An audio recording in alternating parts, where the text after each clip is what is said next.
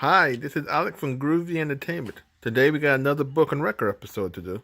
Today's book is The Jungle Book from 1967. So let's get started.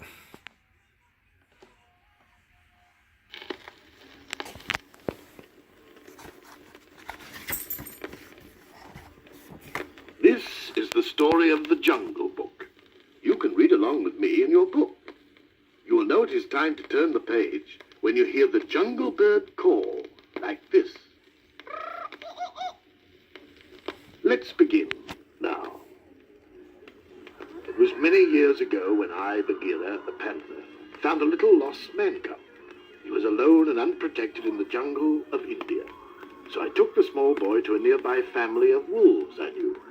As I had hoped, the mother wolf felt sorry for the man cub, and she said to me, "Bagheera, leave him with us, and we will raise him." That is how little Mowgli, the man cub, came to be brought up by jungle animals. He was a favorite with all the wolf cubs of the pack. They treated him just like a brother wolf. Mowgli even made friends with the elephants, and often marched in their elephant patrol. He loved living in the jungle. Although Mowgli did not know it, I would often watch him from a distance to make sure he was safe. You see, the jungle also holds many dangers. There was the crafty Kaa, who smacked his forked tongue at the sight of the tedious man cub. Oh, I shudder to think how that tricky snake almost hypnotized Mowgli right into his greedy coils. Luckily, Mowgli called for help, and I arrived in time to save him. But Mowgli's real enemy was the fierce tiger, Shere Khan. Shere Khan hated all men, and had sworn to kill the man cub. The tiger did not want to take a chance that the boy would grow up and become another hunter with a gun. It was then that I spoke with Rama, Mowgli's wolf father. "I'm sorry, Rama, but even the whole wolf pack could not protect Mowgli from Shere Khan. Everyone is in danger as long as the man cub remains here." Rama had known this day would come, and he sadly agreed to let me take Mowgli to the safety of the man village. The problem now was convincing Mowgli. While we were on one of our many walks into the jungle, I told Mowgli the bad news. "Mowgli, today we are not going home. Shere Khan has returned to the jungle and has promised to kill you. I am taking you to a man village where you belong." But I don't want to live in the man village. Besides, I can look out for myself. "Ha! You're so small, you would not last one day alone." Well, I'm not going. And Mowgli stormed off deep into the jungle. I knew the man cub would have to learn about the ways of the jungle for himself, so I let him go. But I followed close behind to see that he stayed out of trouble. Unfortunately, who should the man cub meet first but that happy-go-lucky jungle bear, Baloo. Mowgli listened eagerly as Baloo sang to him about the simple, carefree life of a bear. Look for the bare necessities, the simple bare necessities. Forget about your worries and your strife. I mean the bare necessities, or Mother Nature's recipes that bring the bare necessities of life.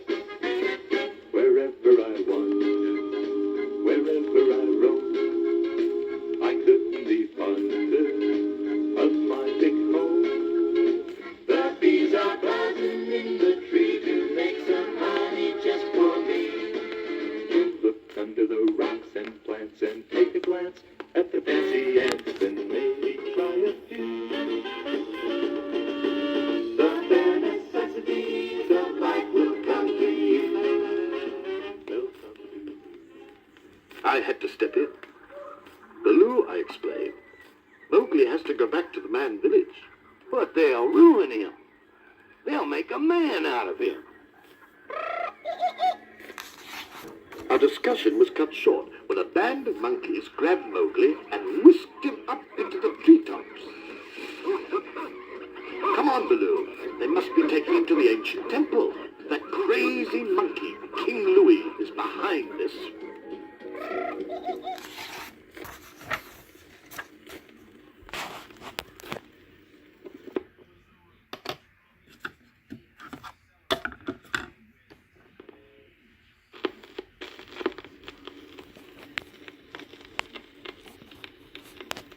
Soon Mowgli was face to face with King Louie. Why have you brought me here? Relax, man cub, said Louie. We can help each other. I'll fix it so you can stay in the jungle if you teach me the secret of man's fire. But I don't know how to make a fire. Don't try to kid me, man cub. Tell me about man's fire so I can be like you. It looked like Baloo and I had arrived just in time. Baloo, I said quietly, you've got to create a disturbance so I can get Mowgli out of there. Baloo took some leaves and a coconut shell and disguised himself as a monkey. Then he sang and danced with King Louie while I found Mowgli. Now I'm the king of the swingers, the jungle VIP.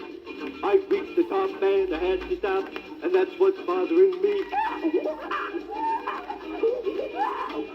I wanna be a man cub, and go right into town, and be just like the other men. I'm tired of monkeying round. Oh, I wanna be like you. I wanna walk like you, talk like you. You see it's true, and it's like me.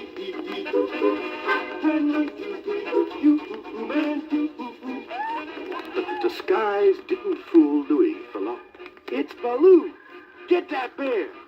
In the wild chase that followed, Baloo bumped into a shaky old stone pillar, and the ancient temple walls came crashing down around the monkey.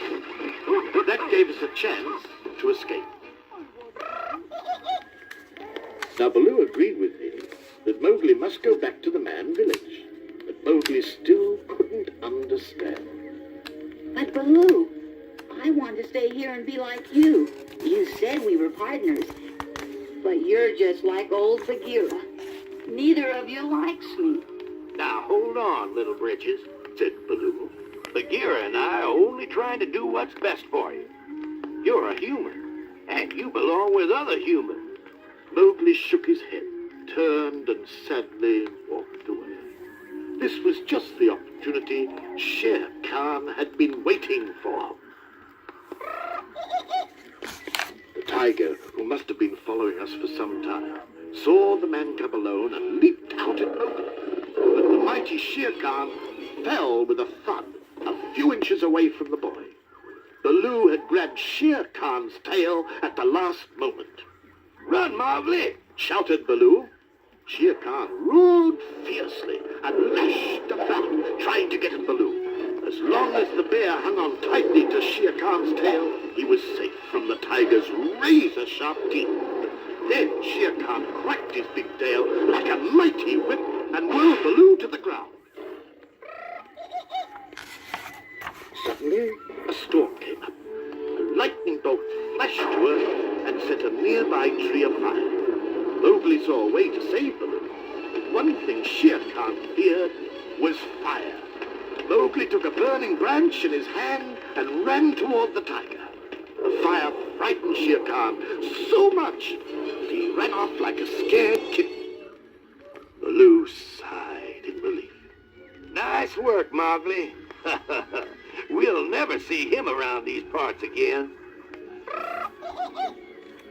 Mowgli was still convinced that he would never leave the jungle for any reason.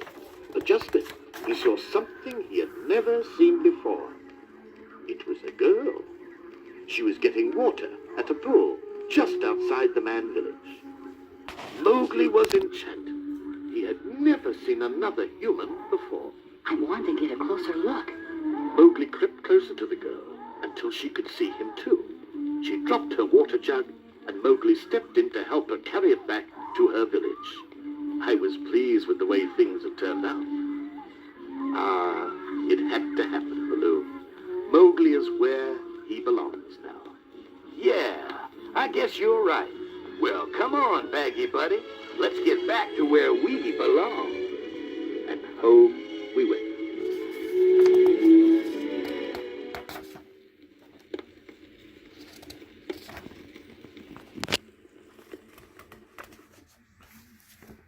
that was the Jungle Book from 1967. Now, I'm a little confused because the book says 67, but the record says 77. So, I don't know if this is a 77 or a 67. But whatever it is, it was a good record. And like I said in my other two videos of this thing, I seen the movie about 3 or 4 times, but broken up. It came on ABC, Walt Disney Present, and I never got to see the movie completely. So this is probably the only way I get to see it the whole way through. So I hope you like this video a lot. Please like, subscribe, share, comment, and have a groovy day.